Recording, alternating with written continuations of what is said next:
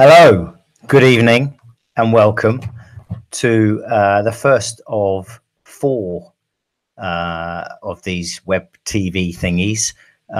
Usual apologies for production standards. I'm not really a writer, but I'm a better writer than a than a presenter. So I'll do my very best to make it interesting and engaging, and hopefully to help you in some ways. Before I do that, I better check that you can hear me. So if you'd be kind enough to just write in the chat box to say if you can hear me, that would be awesome.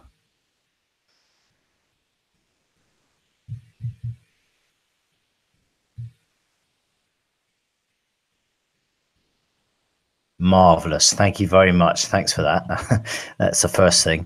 It'd be suboptimal if I was rambling on for about 2 hours on mute, which, knowing my history, is perfectly possible. Right. Okay. So as I say, there are going to be four of these, and this is the first one. I've got some notes here which will prompt me and mean I forget less than I otherwise would, but I'll still forget some stuff because that's how it goes.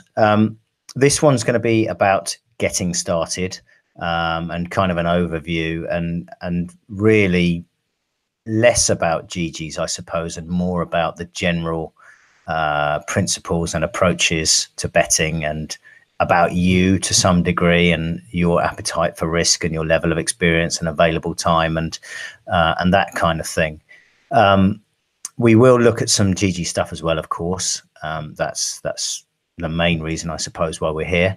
In the next three subsequent web TV thingies, I'll go into a lot more detail in terms of the race cards and tactics and strategies that you can deploy around those. That'll be the second one.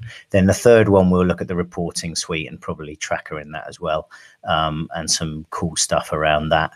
And then in the last one, we will look at the query tool and kind of bring it all together as well. See if we can do some pulling together of the various strands. Throughout the four broadcasts, I'll do what I can to answer your questions. Thank you very much for those. I was pleasantly surprised by both the number of them, the quantity and the quality of them. There's some really good questions, and the sort of things that I wouldn't have thought to include in these little sessions if you hadn't prompted me. So that's awesome. Thank you very much for that. As I say, all of your questions will get answered. Some of them are a little bit more niche and specific, and I'll probably send you an email to respond to those because they may be of less interest generally. But most of them are probably have some general interest, so they'll get covered, if not tonight, then in one of the other sessions. I think that's about all I want to say at this stage. I mean, I probably should just mention that obviously I'm promoting Geegeez Gold at the moment. As you know, you've probably been bombarded with emails, and I'm kind of sorry your inbox took such a tanning, but at the same time I was keen to make sure that you were aware, A, that there was a special offer on, and B, that as of probably Tuesday evening, Wednesday morning, the price is, certainly the monthly subscription price, is going to rise. Still great value, obviously, but less good value than if you take advantage now. So that's kind of the pitch out the way, such as it was. And let's get on with the show. So the first thing that I want to say is that when we're talking about our betting, you know, we kind of, the first thing is we have to ground ourselves in the real world about what is actually possible. And I think one of the problems is that sales copy, not just in the horse racing space, but in the wide, you know, we are all subject thousands, almost literally thousands of marketing messages every day. And there's a huge amount of hyperbole and spin and very tenuous claims about the success of whatever product it is. Racing is not immune to that. In fact, it's probably more susceptible than most product areas. And so we kind of get, it makes us very cynical. That's the first thing. And then in our less defensive moments, when our guard is dropped, we can probably get suckered into believing some of the hype. I'm going to try not to swear in this web TV thingy. I'll do my best. No promises. I wanted to say bullshit then. You see, I've blown it already. So, you know, it's kind of like we get hit by these messages, and most of the time we think, what a load of rubbish. And then sometimes we think, wow, maybe that is true. And the line of reality that of the art of the possible, you know, what actually can be achieved with betting gets moved. And in our heart of hearts, we kind of know that it's not right, but we get drawn in. So I guess the point here is that, you know, we all have to kind of get realistic. If you're currently a losing bettor, that's okay. As long as you enjoy it and you're not losing too much, that's fine. Something like Geegeez Gold or a good tipping service or whatever can move you from where you are. It can move you forwards. Now, whether it can move you sufficiently far forwards to make you a winning punter depends on how far in the red you are. And as with everything, really, if you're at a stage now, let's say you're at stage 1, it doesn't matter. You could be at stage 3, and what are these stages anyway? There could be 5 of them or 10 of them. You're in position A, and you want to get to position D. You've got to go through those stages to get there, and that doesn't happen overnight. Nobody excuse the phrase, nobody is an instant expert. You know, you have to invest some time and energy in the process. You have to get knocked down and get back up again. And racing is a game, betting on racing is a game where more than most things, it's about disappointment and frustration and losers. And if you think it's bad being a punter, you should try being an owner. That is very often excruciating, but obviously the contrast principle says that for all the lows, the highs are really high. It's a bipolar existence. So where am I going with this? Right. What I really want to say is that wherever you are now, if you commit to your own enjoyment and education, and if you have a mindset that says, I want to, when I've backed a loser or a winner, it doesn't really matter. When I've had a bet, I'm going to subsequently review that bet, and not in forensic detail, not with a fine-tooth comb, but look back on it and say, well, why did the horse get beaten if it got beaten? And, you know, was there something there that I probably should have spotted, or did it get beaten for reasons that I thought it might get beaten, but I just liked it at the price? So, for instance, if a horse is badly drawn, but otherwise has an attractive profile, and you think that it's overpriced, that it represents value, then you know, and it gets a horror trip or whatever because of the wide draw, then that's as it was. That's as you expected it to be. You considered the bet to be value. The horse got a bad run, and no dramas. You know, you'd probably make the same bet again next time. But without reviewing that bet, it's just another loser, and it doesn't move you forward. It doesn't add any value to your understanding of the game. Now, this all assumes that you're doing your own selecting. You're making your own selections, and I think really everything I talk about here is based around that. So there are some very good tipsters out there, of course. You know, some famous ones in the public domain and some sort of kind of private premium tipsters. I don't have any issue with any of those guys. The ones that publish their results, the ones that offer rationale for their selections, and within those rationales, there's very often things to learn. Stat of the day is an example, Hugh Taylor's another example, Cleve Racing is a third example, Gavin's stuff and Gary Priestley's stuff. They all tell you, they don't just tell you the name of the horse and the price and the bookmaker, they tell you a little bit about why they like the horse, why they think it's the wrong price, and why they're taking the chance today. As a consumer, you've got an option. You can just, if you're in a rush, you just grab the name of that horse and you go and make your bet. If you are engaged a little more in the process, then you're going to take time to consume the reasoning behind the selection. And I would very much encourage you to engage in the process, however you bet, and you know, for whatever your goals are. For me, the joy is in the process, and I appreciate it's not for everybody, but it is for a lot of people. It's fun first for me, profit next. They are not mutually exclusive, and anybody, you know, I get a bit tired of some of the dry asses out there who, that's not a swear word, is it?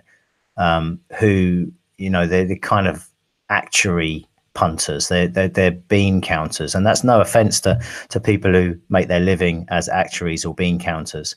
It's just that if that was going to be my approach to wagering, I'd probably just go and look for a part-time job or something. I want it to be interesting. I want to be able to find a route in that maybe most people haven't spotted for whatever reason. I want to be in control of the horses I pick, and consequently of my betting. And I would encourage you to, particularly if you follow tipsters now, if you kind of get frustrated with the way that the tipping services go. And again, I've got nothing against tipping services, but you are basically saying, I am giving accountability to somebody else. I am handing over control of my money to somebody else. That's fine. If that's the way you want to go, that's fine. For me, I don't even back stat of the day. I follow it, and obviously I'm heavily invested in it because it's Gold's tipping product. You won't have heard anything in all of this promotion in the last 10 days or so, in all the videos I've done. You won't have heard anything about it. It's 500 points up since we started, one bet a day, level stakes. We've had a difficult run this year. Well, those things happen. We knew that was coming. We'd had an amazing run, and we've been talking about a correction for a long time, and it hit us. And it hit us pretty hard, actually, to be brutally honest. And we're climbing out of that again now. But the point is, I don't, you know, when I'm having a bet, the joy for me, the engagement for me, is to find it myself, is not to be told by somebody else what to bet. There's no problem if you want to do that, but for me, I just want to do it myself. So that's kind of where I'm at with it. Stat of the day is obviously awesome. His track record stands up to close scrutiny, but more than that, the reasoning and the data that Chris puts into his selections is, you know, you could read a week of those, and you could go, if you had a notebook, you could go away with 5, 6, 7 different angles that you could deploy on another day based around whatever the selection was, some trainer in or a sire in or whatever.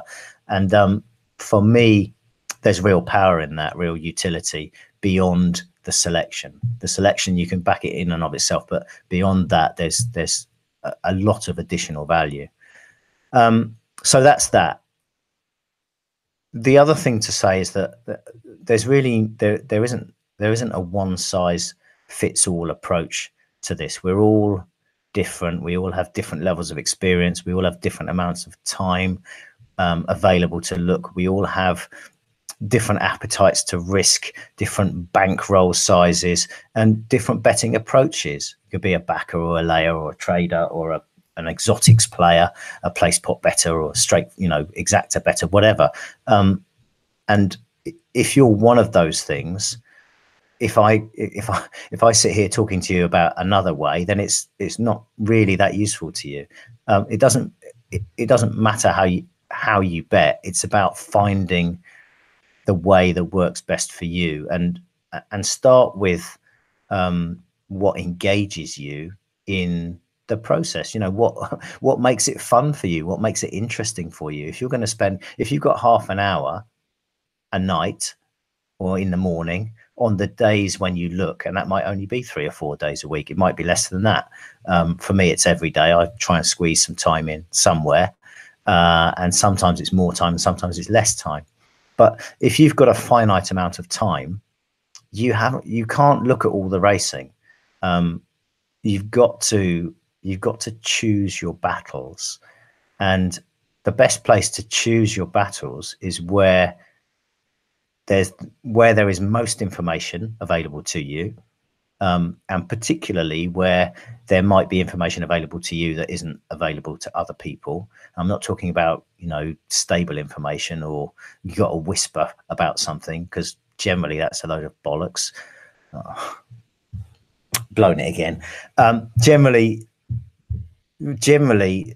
that kind of information is good information as far as it goes, but it only talks about one horse in a race, right? And it's very narrow in its perspective. It doesn't, you don't know anything about any of the other runners. It's not a holistic view of a race. It's just like one horse is working well in 1 yard.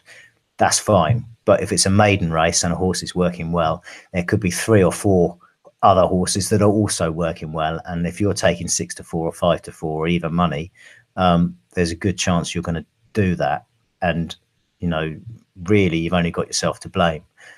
So find the races where there's the most information, and that's going to be probably, for me, it's normally exposed form handicaps, where all the horses have run a bunch of times. I'm not really expecting anything to jump forward 10 pounds in its performance level. The race is probably going to be won by the horse with the best combination of maybe recent form, but more likely is very well suited to conditions, or has a pace setup that suits it, or a draw setup that suits it. And of course, where the price is attractive. That's for me. And if you're a layer, you can flip all of those things around, and you can look for disadvantageous draws, or a hold up horse that might find trouble in running, or something that's been winning on a fast surface and it's now running on soft ground, where it's unproven in conditions, essentially. And you can lay that way. I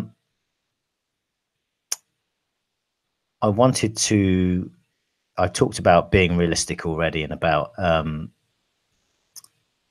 how wherever you are now, you're not going to make a quantum step forward. It's unrealistic to expect. If you went to a Spanish class tonight and you learnt hola, my llama is, and I can't even speak Spanish, so it's a bad example, but if you learnt a few phrases of Spanish, you would not expect to go to Spain tomorrow and have a fluent conversation with the locals. When you're just starting out with a racing game, it's the same. You have to understand your limitations. The whole getting started like a pro thing is around, really, it's a mindset thing. Really, it's understanding your own limitations, and they could be time, they could be experience, they could be bankroll, it could be any one of those things, or indeed all of those things.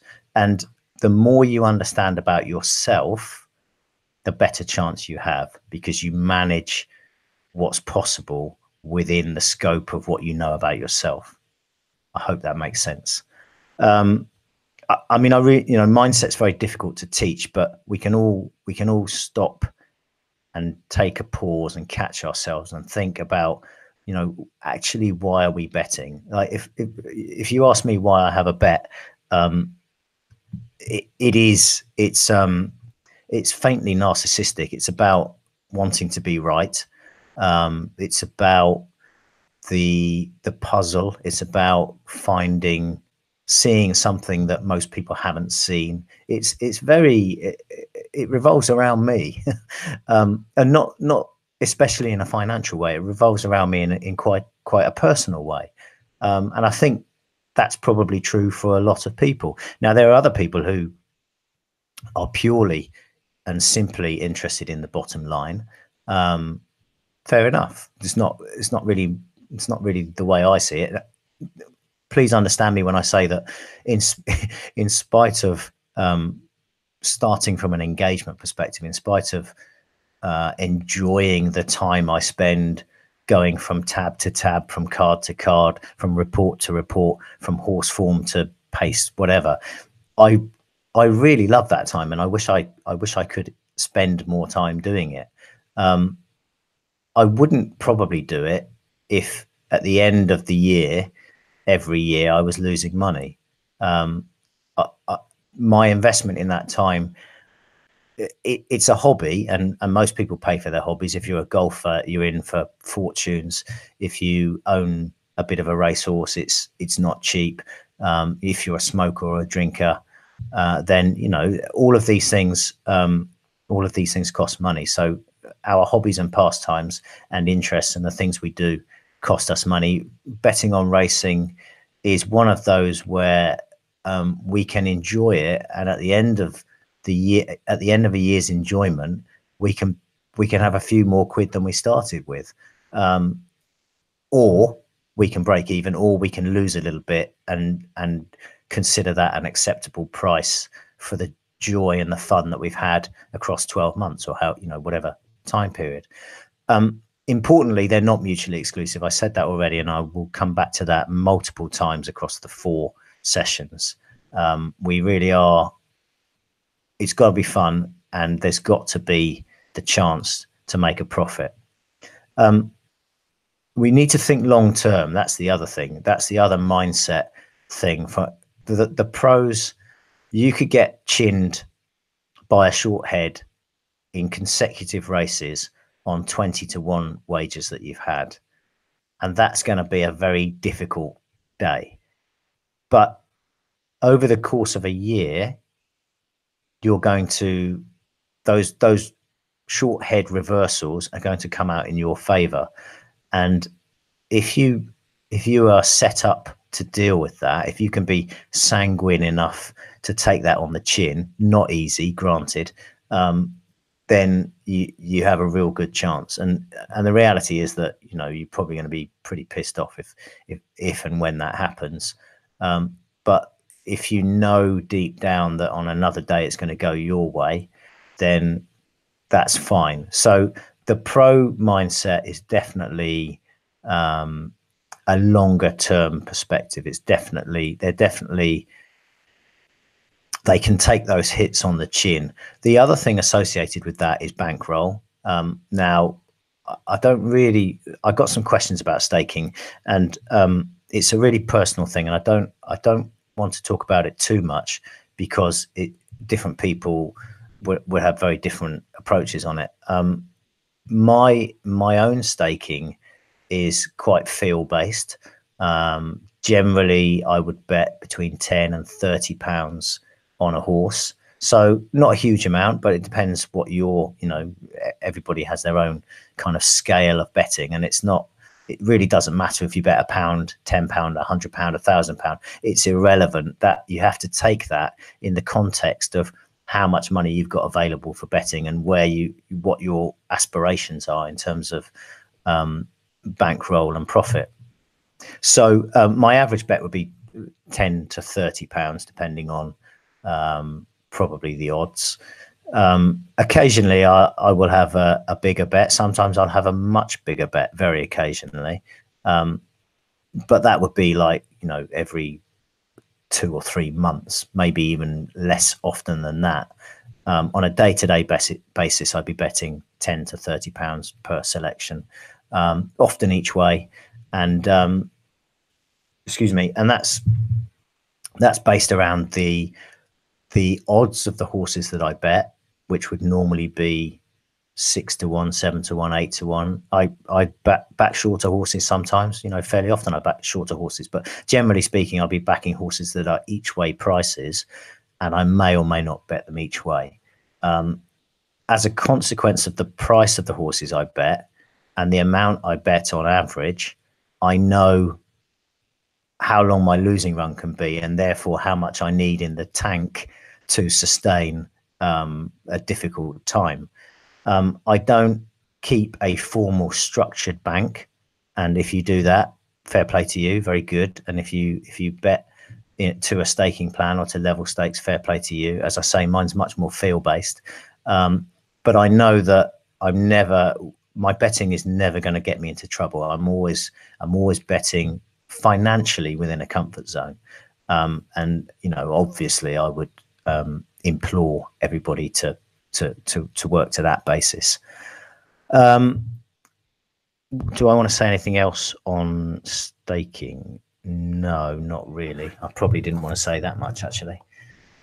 Time constraints is a big one, and I had a lot of people. We're all busy. It's amazing. Like, the more automation we have in our lives, the busier we get. It's kind of strange, and but that's the nature of humans, I suppose.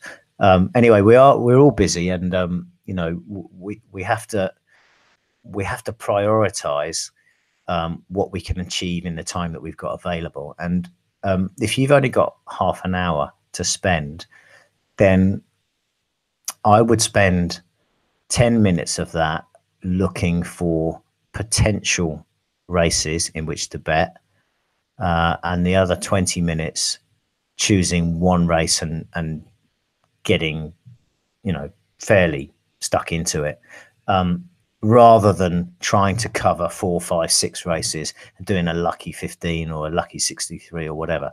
If that's your style of betting, if that's what gives you joy, then don't let me tell you to stop doing that.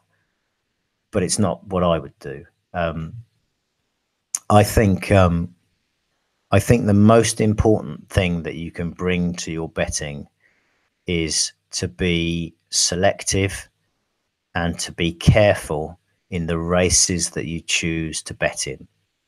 I'll say that again. The most important thing that I think that you can bring to your betting is to be selective and to be careful in the races you choose to bet in. The more caution you exercise in your race selection, the more latitude you buy yourself in terms of the horses that you back, the more chance you've got of being right more often. For me, because of the toolkit that I use, which is obviously Geegeez, I look for races where there's lots of form in the book, and there might be a situation that disqualifies some of the runners. It could be, for instance, around Chester, as an example, it could be a draw bias, round plenty of courses on sprint tracks, and in handicap chases, as we've seen recently on Geegeez. It could be a pace bias to front runners on extremes of going. So at Bath on firm ground or anywhere with heavy ground, I would mark up a horse significantly if it's won on that ground twice or more. I have something called a rule of 2, which kind of disqualifies flukes, if you like. And what I'm looking for is a race where I'm not expecting any horse to move forward in a big way. And that generally means that they're all kind of, older horses with plenty of previous convictions, plenty of races in the book. And I'm looking for something in the race conditions that is going to set 1 or 2 horses in that race apart from the other runners. And as I say, that could be going. I mean, heavy ground is fantastic. And when the rains eventually come, we saw at the weekend, the ground went from good to firm to good to soft and soft. And it made a big difference. And I know quite a few guys backed Emily Goldfinch amongst other horses at a big price. I think she was available at 40-1, and they backed her on a combination of form and pace, and importantly that she went on this revised going, which is something that you can incorporate into your form study very, very quickly just by changing the going and the drop down on Geegeez. So well done to those guys, but it's kind of indicative of a situation where all of the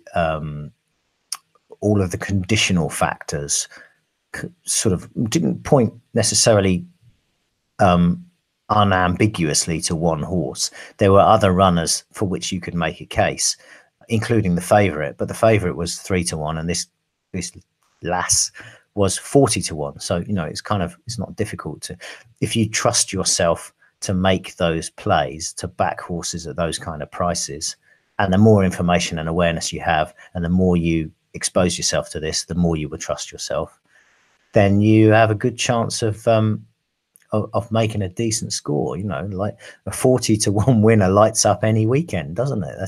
That's the good stuff, the really good stuff. So yeah, time constraints. You've got to, don't try, if you've got half an hour, don't try to look at 6 races, because you just, you can do it, but you'd be skimming them, and not, you'd get what you get to some degree at the end of that. So I think that's all I want to say on that one. Yeah, one other point that was raised a few times, and it's a really good point, and I've heard this a lot before. One of the main reasons actually that people cancel subscriptions to Geegeez Gold, and we always ask people, they're very gracious to give us that feedback, and sometimes it's courteous and sometimes less so. Generally it's courteous, I have to say, and we appreciate that. One of the main reasons, probably the main reason, is that they're just overwhelmed by everything inside the toolkit, and I get that, because we've worked very hard to make it as comprehensive as possible, and to attend to the needs of as many people as possible. If you don't know where to start with that, you're going to feel like, if you haven't got a single point to start, there are 20 possible options. It is overwhelming. It can be overwhelming. So the first point to make on that is that nobody uses everything. Nobody uses everything. Okay. Now, over a period of time, you might introduce different elements of it, and over a period of time, you might use all of the reports and all of the pace and draw and full form and instant expert and race card icon content. You might use all of that over a period of time, but the likelihood of you using all of that in a single day is very, very, very slim. I certainly don't use all of that because I haven't got the time, and because it's not necessary. It's not, there'll be a diminishing return. There's 4 or 5, 3 or 4, sometimes 2 or 3 things to focus on given a particular race setup. And we'll look at race setups another evening, and I'll kind of evidence some of this stuff. But generally speaking, like, if the first thing I'm looking for is an in, and once I've got an in, if I've got a race where there's a horse that figures to get an easy lead on a track where horses that get an easy lead are well favored, that's my starting point, right? And then I'm looking to solidify the case by checking the form profile of that horse.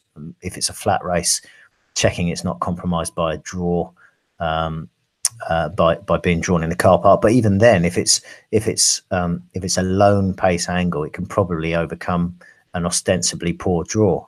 So I'd look at those 2 or 3 things, and at the end of looking at those 2 or 3 things, I might be at the point where I'm ready to make a bet. I haven't looked at the reporting. I haven't looked at Query Tool. I haven't looked at the race card icons. but I'm just about ready to make a bet depending on the price and a quick look at the other runners in the race. Realistically, I'd probably look at trainer form as well, particularly the contextual stuff in the trainer icon on the race card. But the point is that please, don't be overwhelmed. If you're getting overwhelmed, it's because you're trying to do too much too quickly. That if you take a 1 month trial and you've got half an hour a day to look at this stuff, you've got 15 hours in the month to muck about with stuff, to figure out whether you can find a way to make it work. Again, it's like the Spanish analogy, don't try and learn the dictionary on day one, because you're going to get yourself in a tangle. So choose an aspect. One of the things that I often say to people is, however you bet now, assuming, people who find Geegeez generally have been betting for a while already, rather than, if you're having your first bet today, you probably find the Racing Post or At the Races or Sporting Life or something like that. And that's fine. But if you've been looking at racing for any amount of time, you might be fed up or frustrated by the information constraints of some of those providers. What you won't be is overwhelmed, because they have a very limited provision of information. So one person's frustration is another person's not overwhelmed, if you see what I mean.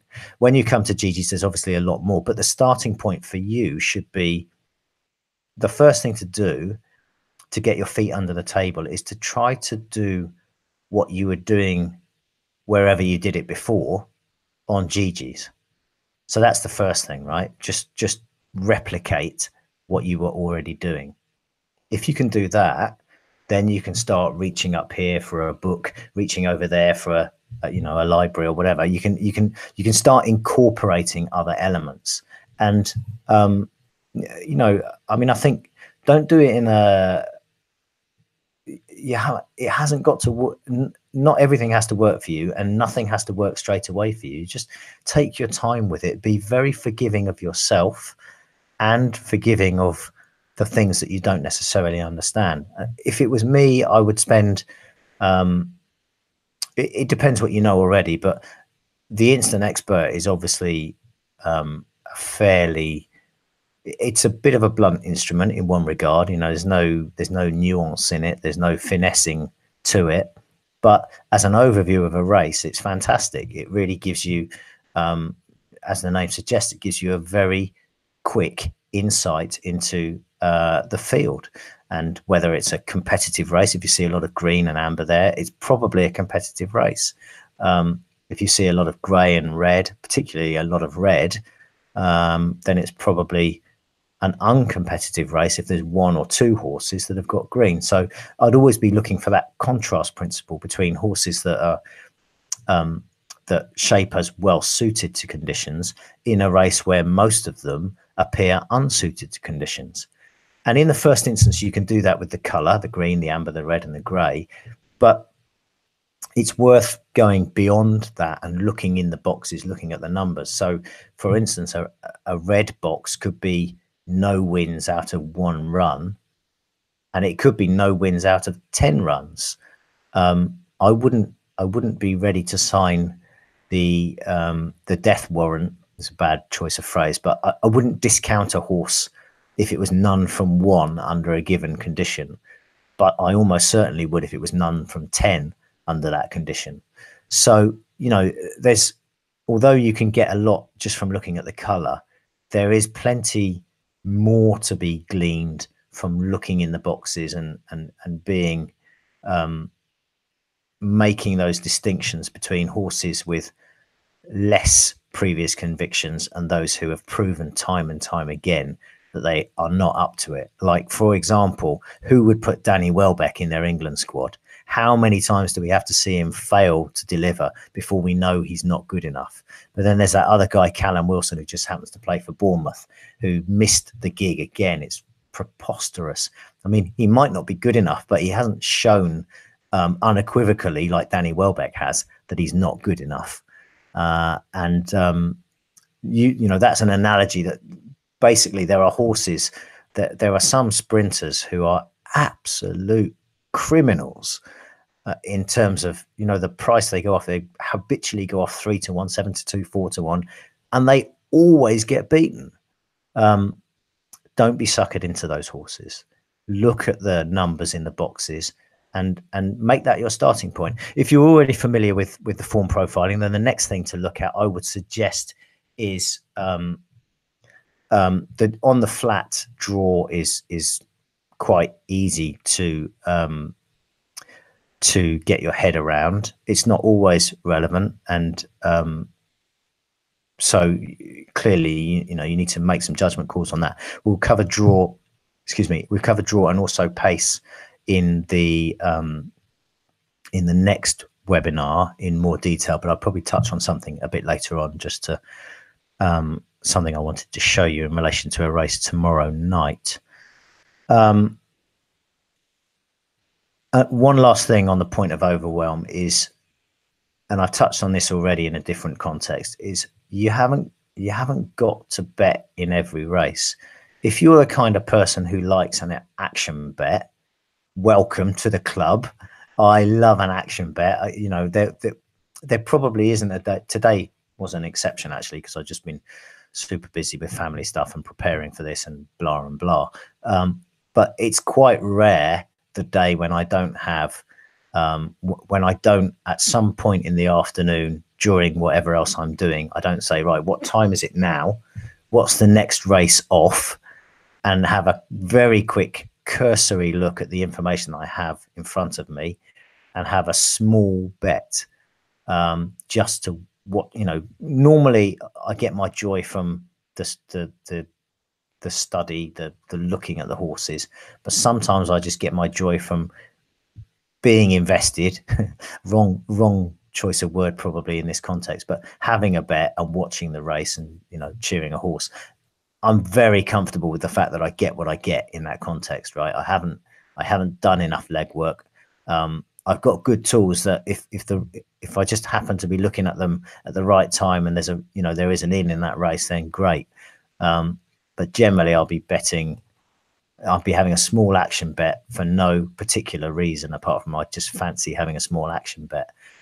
If you know that that's what you're doing, you're being impulsive, and somebody asked me about this in the questions, just manage your stake.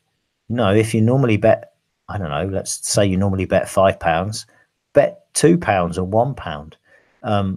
Bet enough that you can buy a cup of tea and a sticky bun if it wins, but not so much that in the more likely outcome that it gets beat, you're pissed off with yourself. Is that we've got to keep ourselves sane in this game.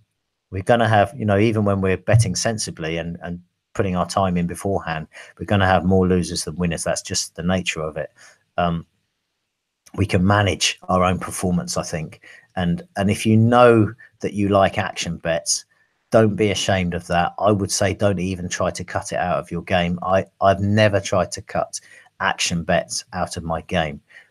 What I have tried to do and succeeded in doing is I'm much better at recognizing when it's an action bet. So I know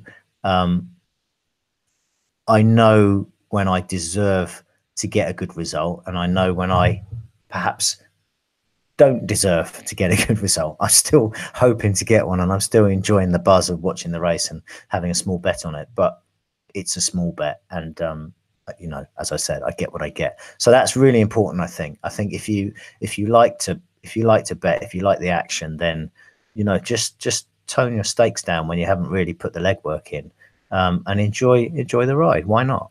But if you've got good information like Geegeez Gold, then you've got the opportunity to really, if you find an in a race, and again, we'll talk about this in subsequent webinars mainly, if you find an in, then spend a bit of time and, you know, be confident that you've made a good call and make your bet. But again, you know, don't go crazy. It's still within the context of your bank setup, your bankroll setup, whether that's a formal structured points based and staking system, or if it's just feel based, you know, if you're betting a 6-7 to 1 chance and you make it a 4 to 1 chance, there's still only a 20, even if you're right that it's a 4 to 1 chance, there's still only a 20% chance of you winning. There's an 80% chance that you'll lose.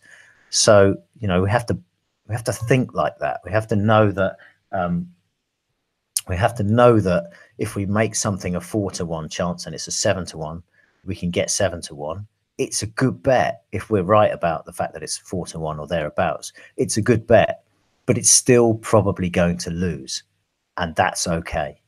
And then again, you know, after the fact, we need to be looking not necessarily at every single bet, but we need to be looking back at the selections we've made, and thinking about the rationale that we had for the bet and how the race panned out. Pace is brilliant. Pace and draw, so good for helping you to visualize how a race is going to be run before it's been run. And, you know, like, if you want one takeaway, if you want one thing that will put you in front of almost every other punter in the country, it's that, right? If you can visualize, if you can project how the shape of a race, you're miles in front of most people.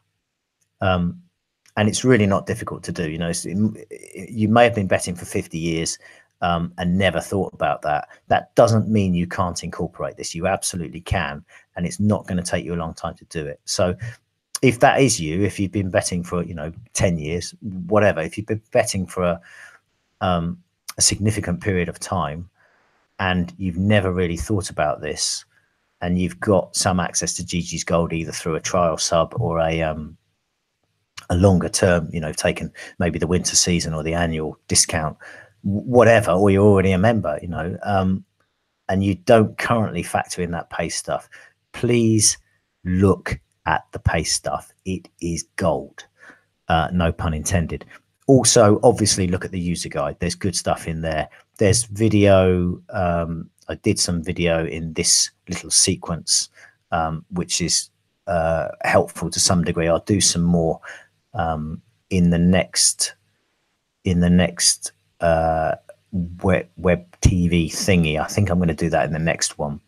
I really want to help you with pace because I genuinely believe that it's I think in about 3, 4, 5 years time, it will be in common parlance. You know, people generally won't bet without understanding the pace. Right now, that isn't the case. Right now, people are ignorant of the pace, and even the people who have an awareness of the pace don't necessarily understand the implications of it. So there's a real edge there, and it's not difficult to acquire that edge. Okay, that's enough on that. Now, what else have I got on here?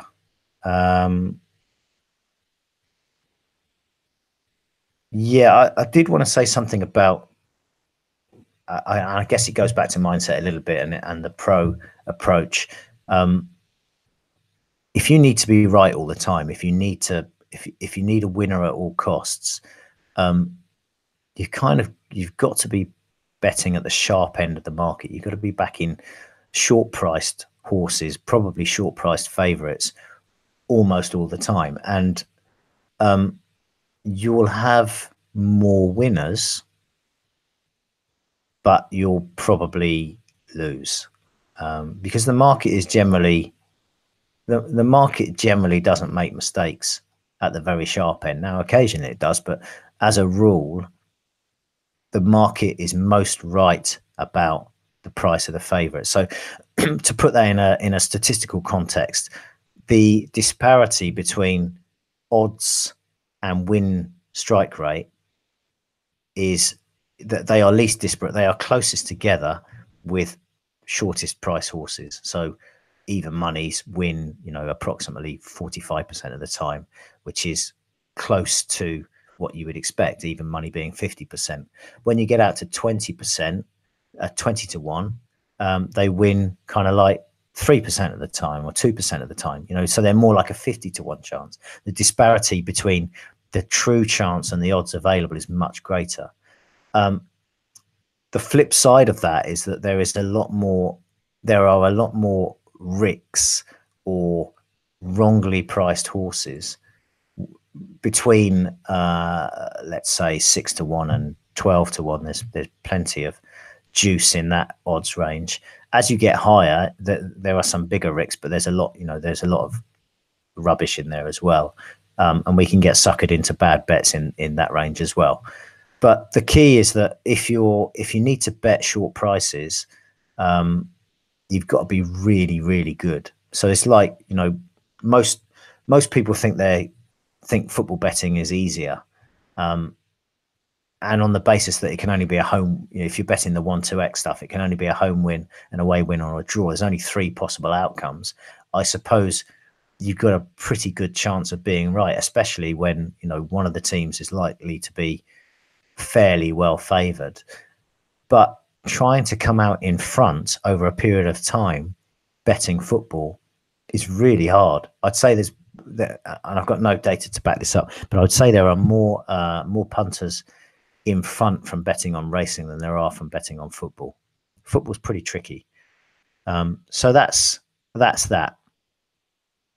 I would encourage you to be brave if you currently bet short prices, and I would encourage you to kind of back yourself and trust yourself, at least in part, and look around whatever toolkit you use, particularly if you use Geegeez naturally. Look around, and horses at prices will advertise themselves to you quite readily. There was one in a video I did the other day for Redana, and that horse had so much going for it, and it was a 7 or 6-1 shot, and I think it had been double figures in the morning. Those horses are there maybe not every day, but often, multiple times a week, and they're there. They're kind of that. If you remember that video, is kind of a line of green in a race where it was all red. This thing is standing out at you, saying, hello, I'm here. And then you look at the pace setup and that looks right, and you look at the draw and that looks right, and the trainer's got a decent record with, in the race context. And it's not always as beautifully cohesive as that. It doesn't always come together quite so magnificently, but it often does. And you've got to trust yourself enough to make a bet like that. If you normally bet 5-4, 6-4, 2-1, 5-2, bet 7-1, bet 10-1, back it each way if you don't really trust yourself, and back it to small stakes. But do experiment when it looks like the horse has got a decent chance at a decent price. Don't be afraid to trust yourself to get involved with that. Okay, enough. That's really all the kind of the mindset stuff and the management stuff, if you like. Now, if I may, I'll do a quick overview of the whole kind of Geegeez setup, and I want to show you the controls that you've got on the My Geegeez page. I want to just quickly overview the race cards and reports and tools. I'm not going to go into any detail deliberately, because this is number 1 of 4, as I've said, and I could spend and will spend a good chunk of time on each of the others in due course. Excuse me. And there's a lot more that I can add. Also, the racing is desperate tomorrow, so I was looking for good examples, to evidence certain aspects of what we have. It's really poor tomorrow, even for a Monday, it's particularly naff. Still, I might have found one, and we'll come to that in due course.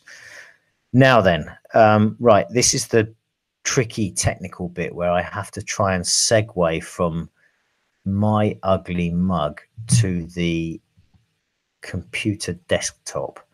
So, and what I'm also going to do is I'm going to just so I'll try and swap it over, and then I will go into the chat room just to make sure that you can see my screen. So if you can see my computer screen, and what you'll see is the Geegeez homepage, if you can see that, just write a note in the chat saying you can see it. Thank you. Okay, here we go.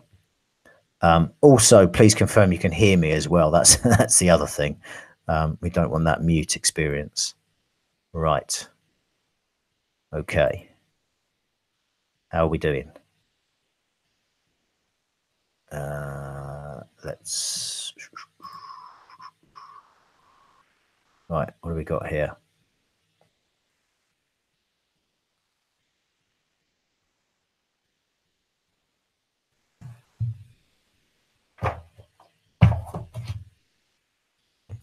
Can you see my desktop?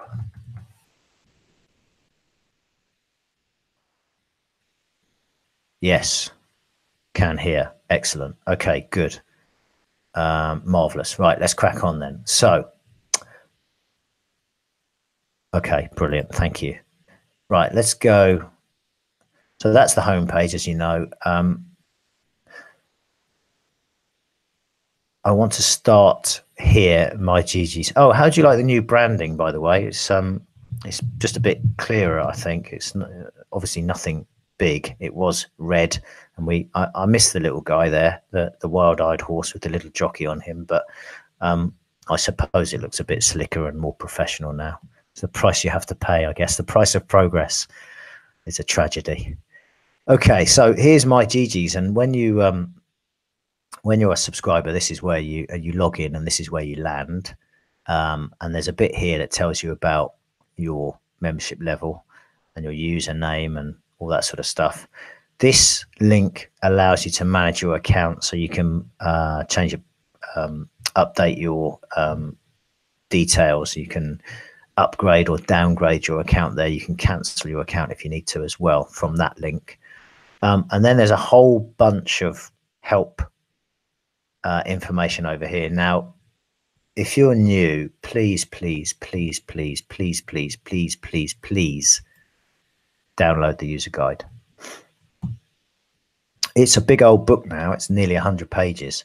I'm not saying download it and read it from cover to cover, because that, well, you know, that wouldn't be a good use of anybody's time. But there is comprehensive information in here on every single part of Geegeez Gold. And if you're looking at something and you don't really understand it, then just go to the page and you can look into it there, right? And you get all the detail, and just on that one bit. So it's you know, like any user guide, it's a reference document, and please do reference it. It will answer a lot of your questions. If you think you've got the hang of pace, for instance, but you're not quite sure, check in here, and there's there's a link to a video, and there's some examples, and there's lots of stuff to help you in this document. So do use it, please. Also, I get a bit annoyed when the answer to a question I get on email is in there. I step away from the computer, I cuss, and then I come back, I answer the question, and I point to the page in the document. Anyway, user guide, really good. I update it very regularly when there are things to update, and there's an update coming any day, because we've got some new stuff about to land, as we regularly do.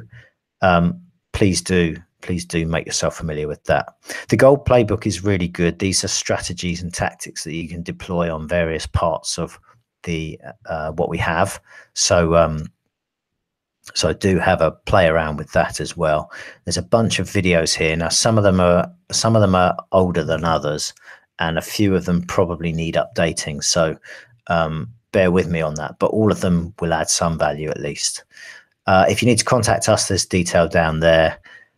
And that's the left-hand side. Then on the right-hand side, we've got, this is kind of your personal space.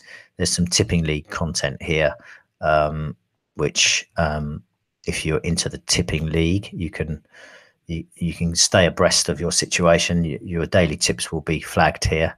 I rarely get the time to get involved with that these days. Up here is something that's probably more material to everybody. So you've got your tracker engagements in here. Not much for me today. I didn't actually look at the racing, as I think I said earlier. So but you can get those there.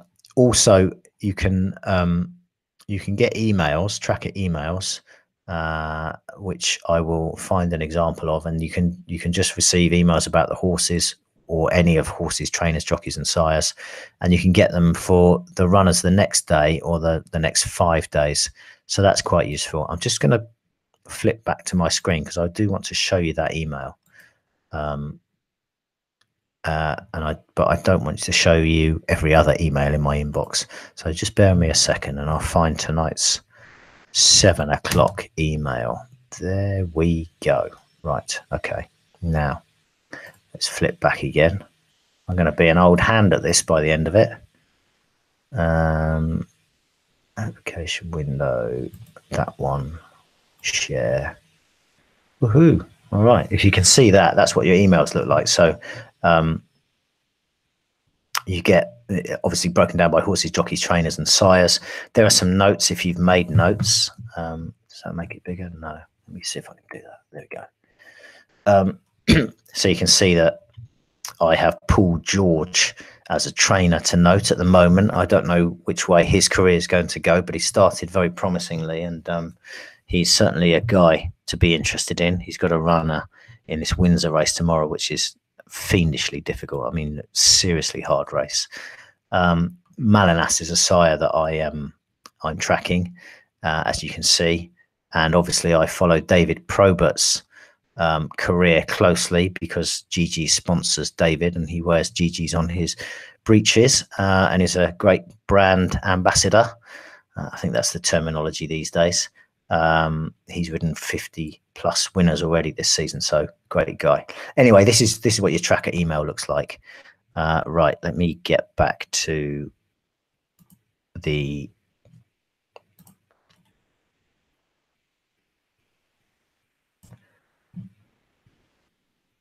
bear with me. Here we are again. Right. So that's that. The other drop down here is some personalization that you can make to the race cards. Now, currently, as of Sunday night, the 7th of October at 9:05, you can sort your odds display by various fractional decimal, or you can hide it altogether. Some people like to find their bets and then see what the price is after, so they don't get influenced by the odds. Very good. I'd recommend you try that a few times. Actually, it's quite a good test of where you're at with your value judgment, and try working out what price you think the horse should be before putting the odds back on. It's that will definitely help you over time. And then we have some these 3 parameters for Instant Expert, which I'll show you somewhere here. Let's have a look at this race. Doesn't really matter. You can see that. Let me just make this bigger. Hopefully you can see that better. You can see that my default is 2-year handicap contextual and race code contextual here, and those are 2-year handicap and race code contextual. I could change those to whatever if I wanted to, but that works for me. I do sometimes change them if I need more data or whatever, but that's where we are at the moment. Now, probably coming next week, in fact, almost certainly coming next week, are these additional race card customization elements. Basically, where we're getting to with the race card now is there are a lot of things going on our race card, and it's getting a bit cluttered. I mean, I think once you find your way around, it's not too bad. But again, when we talk about overwhelm, if the first day you look at that, you think, what the fertilizer is going on here? So we just these tick boxes, these customization elements. If I just check all of these just for fun, and then click update, and then go to a race on, this is my development platform. I'll just go to a race today, and we can see that it's a pretty naked race card now. So you haven't got the indicators over here, you haven't got the speed ratings, you haven't got the odds. You haven't got some of the icons here. You haven't got the TC one and all of that. So it's a really stripped back race card if you want it, and that's coming next week. I think it's probably quite certainly there are things that I don't use on the race card, and I'll be losing tip and the X. I'll probably get rid of those, and it just makes that little stack of icons a little bit shorter. So that's that. Let's get back to the main site, and these are our race cards. Now we've got future races there. We've got a couple of drop downs with a race drop down and a report drop down. In the main, let me just show you the card overview actually. So there are some. This is a filtered card here. So you've got these filters at the top. If you want to see everything, let's just reset that. This is all of tomorrow's racing. Now, actually, one thing, the ground is drying out at Windsor, so officially it's soft at the moment, but it's going to be good to soft tomorrow, I think. There's a little bug there. That's useful. So I've changed the going from soft to good to soft because I can, and then once I change it here, if I change it to good to firm, for example, and then go to something like instant expert, you'll see that the form we're now looking at good to firm rather than soft or good to soft, whatever it was previously. So that's a really when the ground changes, the ease with which you can understand, look at the form in the revised context is amazing. I don't know of another site where it's that straightforward to to review things in the new context. So that's cool. These filters at the top, they don't need to be there if you don't want them. But if you do, I find them quite useful when I'm looking at sprint races, for instance. I just do that. And it just shows me the subset that are sprint races, or if I want to look at handicaps only, or sprint handicaps in this case, then those are the 3 sprint handicaps tomorrow. And so it goes on. So that's pretty cool. You can sort the races by time as well if you're that way inclined. Let me just reset everything there. So in a race, we have these tabs across the top, and this is where a lot of the magic happens, in the tabs at the top. But there's these icons are kind of like drawers. There's like, behind every icon there's a whole bunch of information, and again, not everybody engages with all of the information. My personal betting style is that I don't tend to look at jockey information particularly, as an example. Now I will in a race like I think it's the last race at Windsor tomorrow. There's amateur riders who have ridden no more than 3 winners.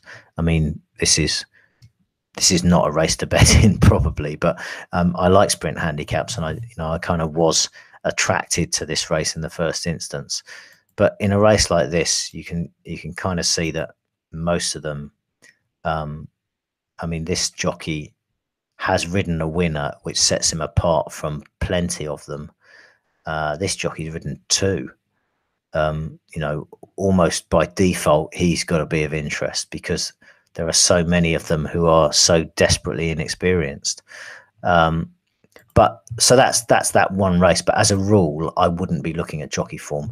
I would religiously look at trainer form, and particularly this contextual stuff down here, which relates to the last 2 years. Again, I'm going to look at this in more detail another day, so I'm not going to labour it now. Another thing we'll look at next time is the report angles, the red numbers. That's very powerful, and really, flags interesting elements about the respective runners. Definitely something worth setting up, and I'll show you how to do that next time.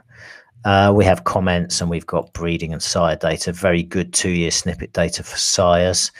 We don't put going in here because this data is calculated overnight, and the going often changes. So, but what you can do is you can change the going on the drop down as I showed you, and then on the full form tab, you can select sire, and then you can select going and choose your time period, let's say the last 2 years, and then you get the information for that sire on this going. So you see it's all good to soft here. You could also say that sire with, if it was a 2-year-old race, you could select age, or you could select distance, whatever you want. So that's very cool. This full form is kind of underutilized, I think. I mean, it's a really agile, flexible, powerful bit of kit. It does take a bit more time to get involved with, but if you have got the time, it's well worth a look, particularly if you want to look at jockey or trainer information. I often look at trainer information on here. It's as I say, it's a really good tool. Instant Expert, obviously if you've spent any time around Geegeez, you'll be familiar with that. And you can see here there's a few with a bit of green, most with red, but not hundreds of convictions, just some. Not a race to get involved in, this one. The pace tab is good, and we'd be able to, we can see that this horse is very likely to lead. So if you're actually watching the 505 race tomorrow, then do see how it pans out. Now, I don't know whether Mr. Arwithy, if he's going to miss the break or what, but based on the horse's recent past, he looks very likely to gun for the early lead in a race where nothing much else wants to get involved. He probably it's only a 6 furlong race, and again, I don't know. I think the trouble with some of these is that the jockeys can get a bit gung-ho. So they can either go too fast too early, or they can sit back too much too early. It's really difficult to be in any way confident about how the race will be run. But I think this horse will probably drag its jockey towards the front, and however long they can stay there for, I don't know. It's a 33-1 chance, so not necessarily a huge amount expected of him. His form profile, well, just not really tested against conditions in the last 2 years. Let's see if we can get a bit more data. Not really. So, but anyway, from a pace perspective, he should be up top early doors, and see how long he can stay there. Draw is there as well, of course. Now, I wanted to show you a race quickly from Kempton. It really is a poor day's racing tomorrow. But in this race, we can see that I think this is quite an instructive setup here. So this is a 7 furlong handicap, 14 runners, quite a big field. If you're drawn 14, you are drawn quite a long way from the rail, from the inside rail, and therefore you're probably going to have to go further than well, almost certainly going to have to go further than any other runner in the race. It's definitely an impediment. Most people will look at the draw looking for where the advantage is, but sometimes it's what is clearer, as in this case, is where the disadvantage is. So I don't know whether low is favoured over middle or middle is favoured over high, but what I am fairly confident of is that those car park draws on the wide outside are less well favoured than the other guys inside them, and that's evidence. It's quite a big sample size of runners. The win percentage is half and less of the other draws, and the place percentage is notably lower as well. So what I don't know what I want to back there, but I already know what I don't want to back. I almost certainly don't want to back a high draw. Now, it just so happens that there is a fast starter drawn high from memory in here. So this Crystal Cusk is an 8-1 shot, and it's drawn in 13. That's ostensibly a bad draw, and it probably still a bad draw, despite very consistent form and you know, really good up and coming jockey. There's not bundles of pace inside him, so he's still got a chance to get across from there. It's an important point with draw, which I'll probably labour next time, and that is that, you know,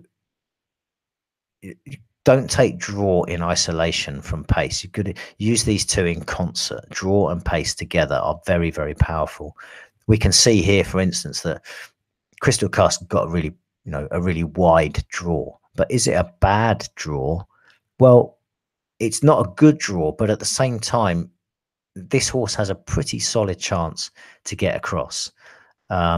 How much petrol they have to use, the jockey and the horse have to use to get from 13 to, you know, potentially be 3 wide into the turn, and whether you want to be 3 wide anyway, I don't know. So the draw is definitely going to compromise this horse to some degree, but because it has a bit of early dash, it might not compromise it as much as this guy, for instance, or these guys, whose really their only option is either to do something they don't normally do and make a bold bid early, or to sit in, to wait for the other horses to go forward and to sit in behind them and to be ridden for luck. And that, as we can see from the pace blobs here, is not typically a good strategy at Kempton. You know, the races certainly on 5 to 7 furlongs is generally won from the front or near the front, as you can see from these pace blobs here. Horses out the back, you know, they've got like a 4%, less than 4% win rate, which is, you know, not good, not bankable. So it's kind of an interesting setup. I wouldn't be completely against him, but I think he is compromised by that draw. I think his price is about right. You know, I think the price reflects the form, but also the fact that he's got a little bit of an obstacle to overcome from stall 13. So that's pace and draw, and, you know, like I say, use them together. And I think if you spend a bit of time to kind of understand, to look at a race like this and see that guy and visualize how the race might pan out for yourself, such that you start to understand the dynamics of position in relation to pace, it is going to make a big difference to your betting. It is going to make you a better better, definitely. You know, I would. There's very little in what I can show you that I'm more sure of than that. This pace and draw stuff is super powerful, and if you take the time to learn it, you will improve your betting, no question. So that's that. And then we've got some odd stuff at the end here, so you can just we used to have a lot more bookmakers, but these days we've just got a few. So it's kind of it's obviously an indication of what the odds are, and you can see which horses have been backed, like Frank's Legacy's been backed. But realistically, you're probably still going to use Odds Checker or another odds comparison site to see who the best price is. And that's another thing. If you can avail of a bundle of bookmakers, you should avail of the best price, right? Don't take 8 to 1 here if you can get the 10 to 1. That's, you know, at the end of the year, that's a big difference. And at the end of the year, that's comfortably the difference between a small profit and a small loss. If you can get the better price, get the better price. So that's that. I don't want this webby thingy to go on too long, and I don't want to lose you from blustering too long. They're not very interactive, these things. It's just me chatting a lot, which is less than ideal.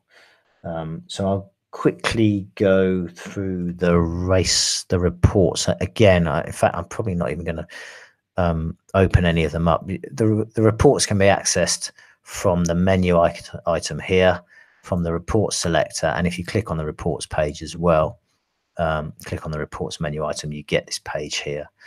I'll just open one up quickly, trainer stats, why not? And you know, again, you've got these filters at the top, so you can, if without the filters, you just get an awful lot of data, and it's not it's not enormously usable. So set it up with what suits you, whatever your thresholds are. AE is very good, and again, I'm not going to explain that here, but it's definitely something to be aware of. 1.25 is what I tend to use as a minimum. Hit update, and then we look at, you know, something like 1 year. Yeah, this horse won today. I think it won at shorter in the end, but it was 5-1 earlier in the day from Mrs. Anne Hamilton, who has she's one of those shrewd trainers that you may never have heard of. She's definitely a name to be aware of. Northern handicap chases generally, she's something of a force.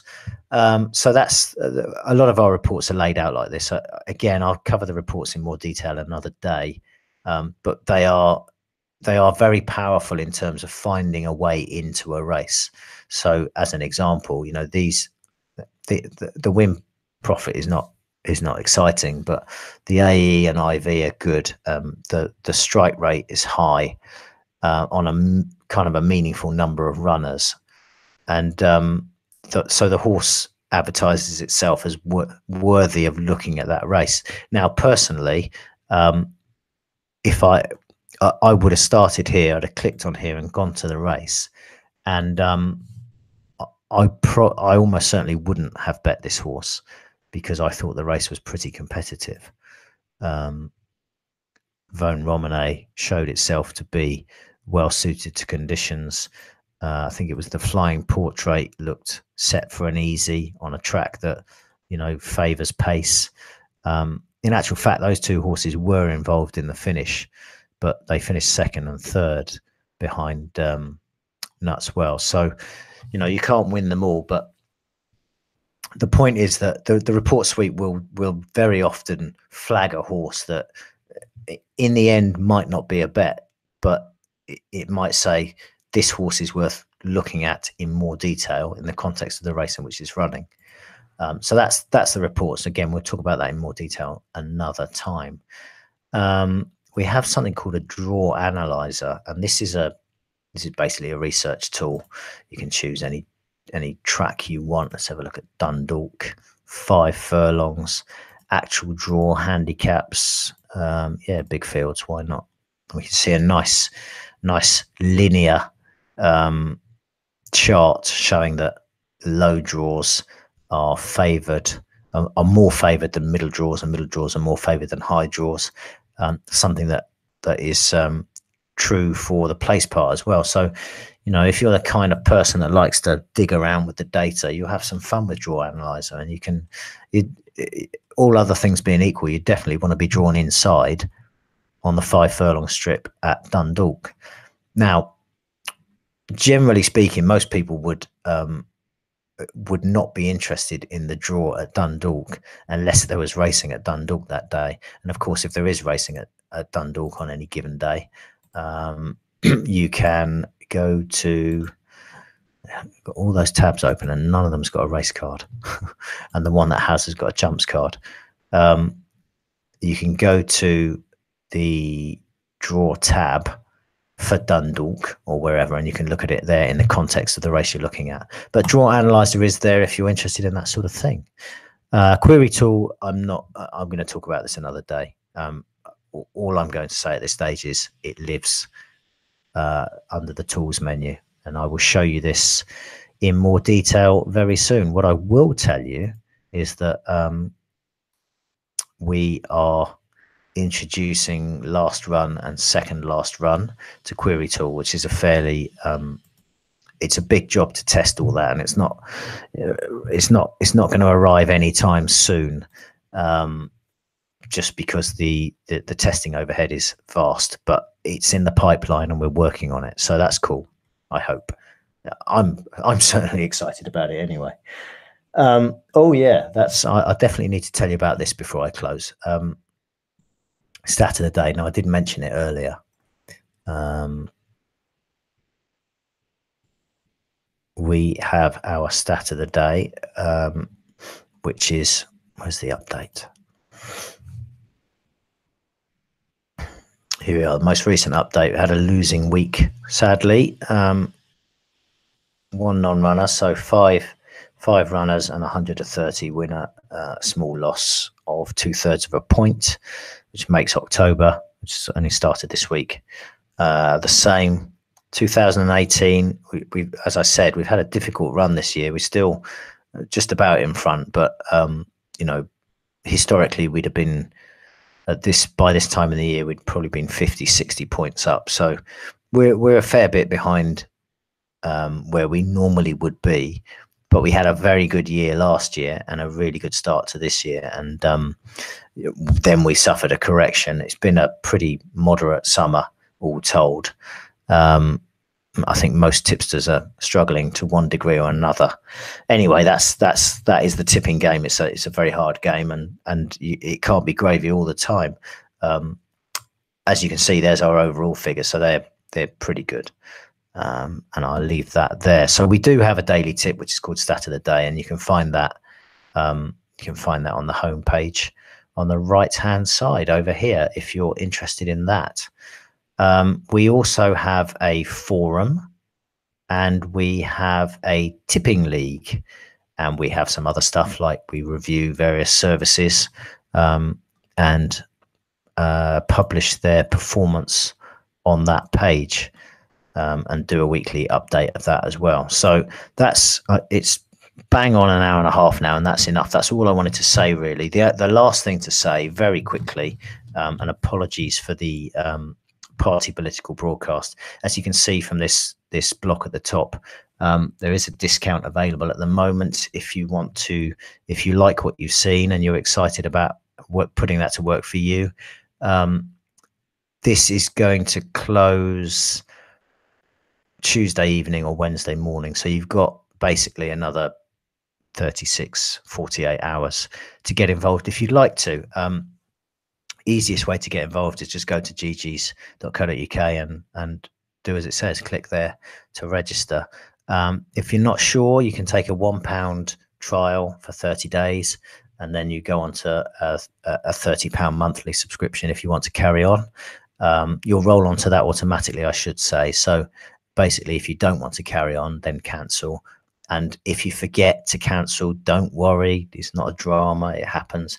If we can see that, since you got billed, you haven't been using it, you just forgot to cancel it, just drop us a line and we'll get you all sorted out. It's no problem. We want people who love using the service. We're not interested in, stealing money from people who are not fussed. That's not really the Geegeez way. It's not the way we roll. Anyway, enough already. The discount is now after Tuesday when the promo ends. The price is going up. It's going to be £36 a month. Still awesome value, but obviously £30 a month is more awesome. And I think that's about it. One last thing to say is, well, actually, a couple of last things to say. Firstly, thank you very much for watching. We had, I think, a peak of about 215 viewers. We've still got 168. That's a really high. You are troopers. Thank you very much. That's wonderful, and I really appreciate it. And I hope in amongst all my waffling, there have been one or two nuggets that have been useful to you, some value for you. Certainly, I'd welcome your feedback. So please do drop me an email, good, bad, or ugly, whatever your thoughts were on this first web TV thingy. Please feel free to drop me a line or leave a comment on the YouTube page there, and let me know what you thought, because that's, I'll try and make the next one better. I hope the content will be better, but I'll try and make the presentation better. I'll make it more to your tastes if you tell me what your tastes are.